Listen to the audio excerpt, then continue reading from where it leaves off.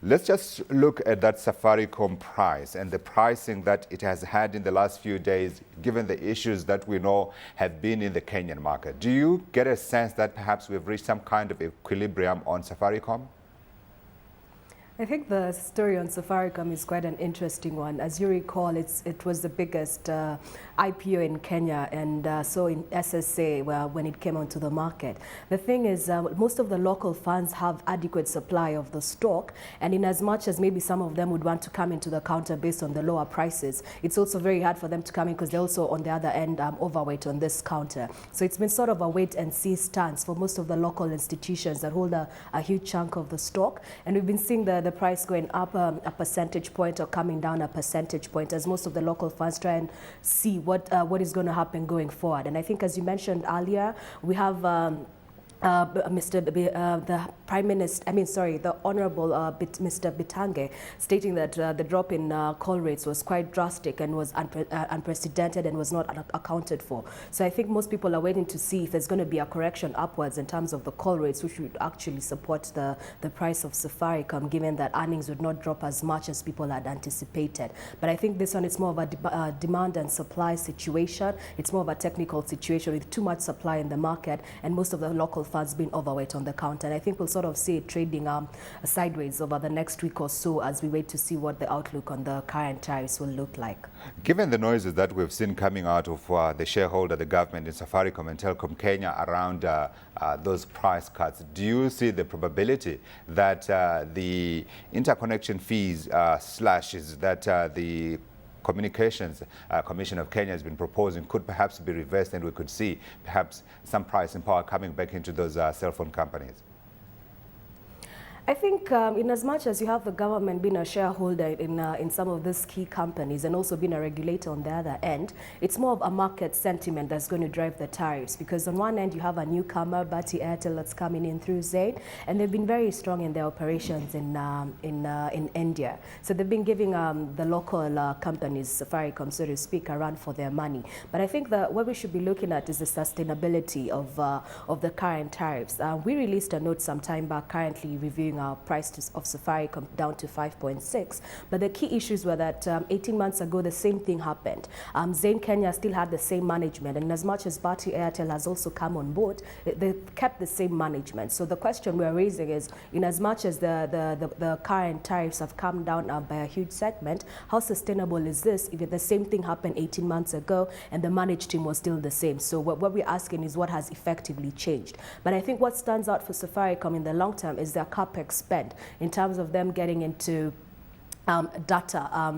provision of data services. They're spending at least 5 times what Zain is going to be spending in the Kenyan market. They're already in 3G, they're getting into 4G, so that's giving them a strength in terms of diversification of products, and maybe going forward they'll be able to sustain their revenues on a different platform as opposed to just relying over 70% of their revenues on voice calls. So I guess the question that investors should be asking is not as much as what is happening currently with the drop in the interconnect tariffs and on-net tariffs, but people should be looking at the sustainability of this. And I think also the government should be looking at the sustainability of this and asking who are the players 18 months ago, who are the players today, who will be the players tomorrow. If we'll still have the same players tomorrow, then has anything changed in terms of their strategy going forward? I don't think so. So I think they'll definitely be I don't think the current tariffs would be sustained, and I think it'll definitely look better for Safaricom going forward. We're definitely going to be watching that space, because I see now Safaricom is also trying to grow its presence in the data services division. There's a partnership here that I'm seeing with Quintica. But how much of a difference do you see them being able to make on that front? I must say there was one time that I think it was last month, I dropped in Nairobi and I tried to connect using my data card. I struggled to get through.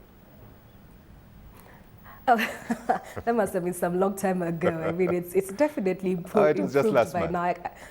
It was last month. I can actually get onto the internet in my car when I'm stuck in traffic. So it depends on what part of Nairobi you are in. But as I said earlier, I think the opportunity in Safaricom in terms of data is not an opportunity that you can actually tap into today, but it's an opportunity that's going to be future.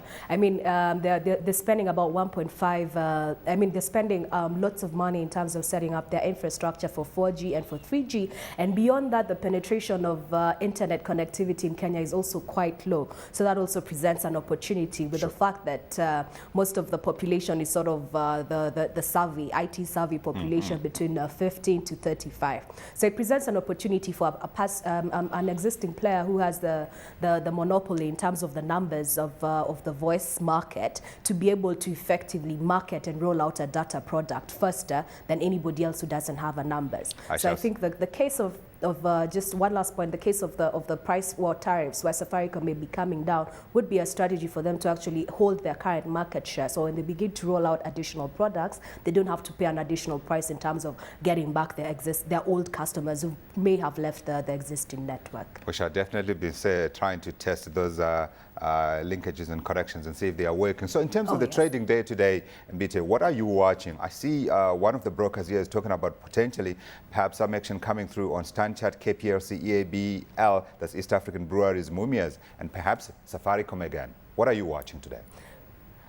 I mean, what we've been seeing is there's been a fallback in terms of volumes on an intraday basis, on a week-on-week basis, and this I'll just push it back to the recently concluded infrastructure bonds and also the current bonds that are coming into the market. Housing Finance is doing a bond.